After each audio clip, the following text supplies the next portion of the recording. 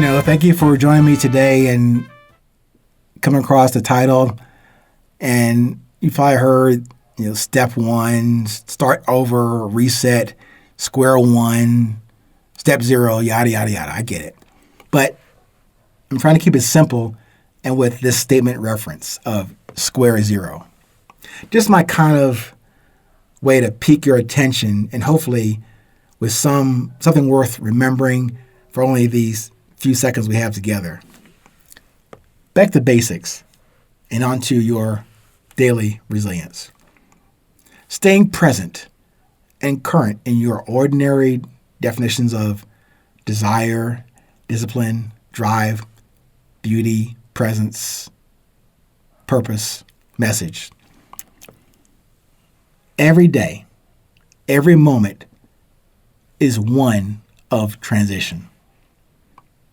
We say that again. Every day, every moment is one of transition.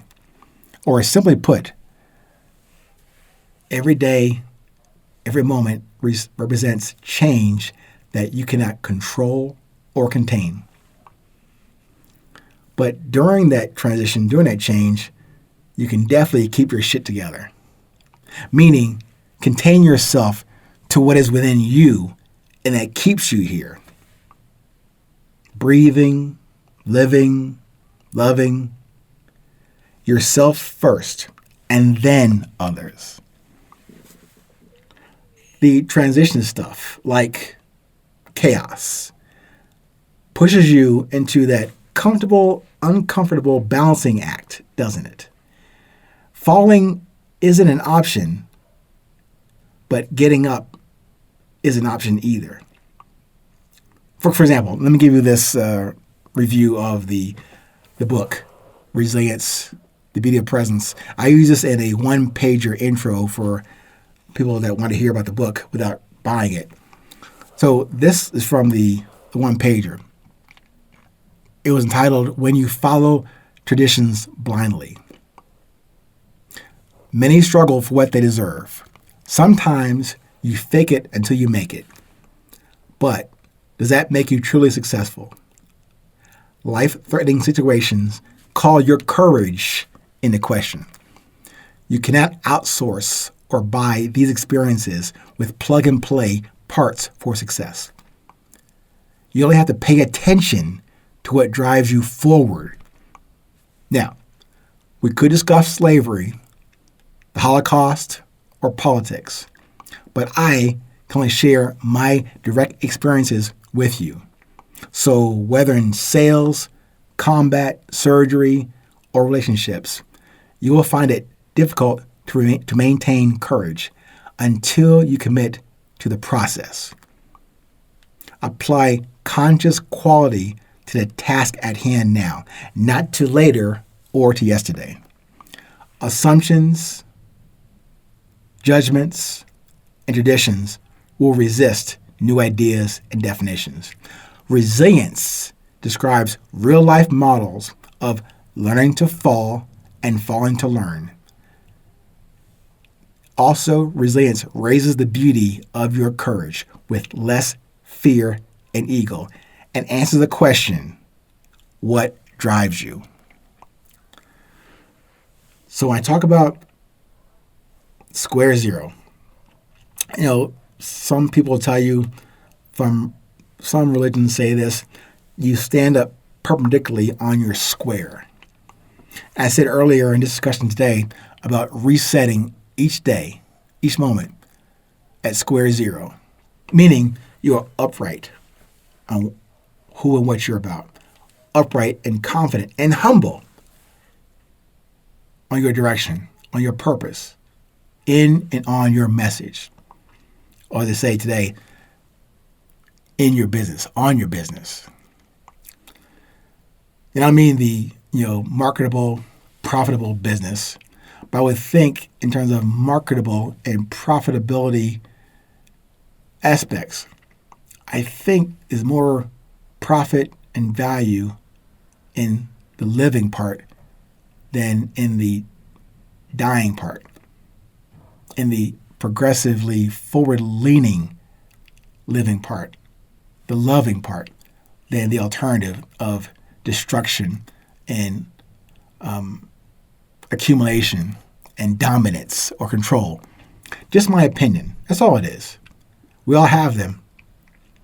And as I say, every one of those will pass.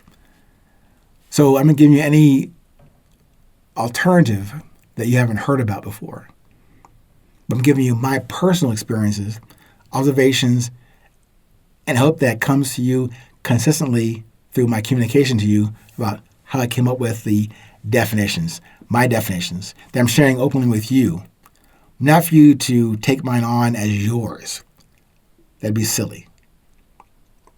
What I'm asking you to do is use mine even as a low-level reference point, way down there. Not because in comparison to you or yours, but I'm not asking you to take on my journeys, my flaws, my failures or lessons I had to learn. What I really want to do is share with you, yes, where I've had some successes, but those don't come with challenges. Some were self-imposed wounds. Some were put in front of me to address, even if I didn't know where they're coming from or the question why. They happened. I was put through that test, through that crucible, through that challenge, not because I was looking for the applause on the other end, but the fact that I got through it and now can look back at it, not to go back and recover it or redo it, but share with you, hopefully, the kind of value I'm talking about in this moment today, to give you the value that I found in that experience that maybe, just maybe, how I've described my journey to date, might be something that you can say, hey, I won't do that kind of shit. That guy's crazy.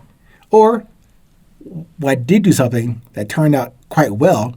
Hey, there could be some value there that could apply, in your case, to your life. But in no way am I giving you the answer to the test or the answer to your test, because I don't know what they are. I like to know what they are. So I think for me, it'd be helpful to learn even more. No. To appreciate what you have seen that I can never see. I can't see through your eyes. I can't even see through your heart. However, my heart, the blood in my heart, in your heart, that is that substance I keep talking about, the substance of love, the substance of peace that we all do share. But if you're like me, sometimes you lose sight of that. You lose the sensibility of that. You lose the connection to it and the respect for that it's already here, given to us to enjoy and to thrive with. But I tend to, more times than not, forget that part. So perhaps that's why I am speaking this message to you today. Nothing revolutionary. Nothing revolutionary. I'm just a guy sharing an experience that I hope makes sense to you and is of some modicum of value going into and through this moment. Stay present. Stay current.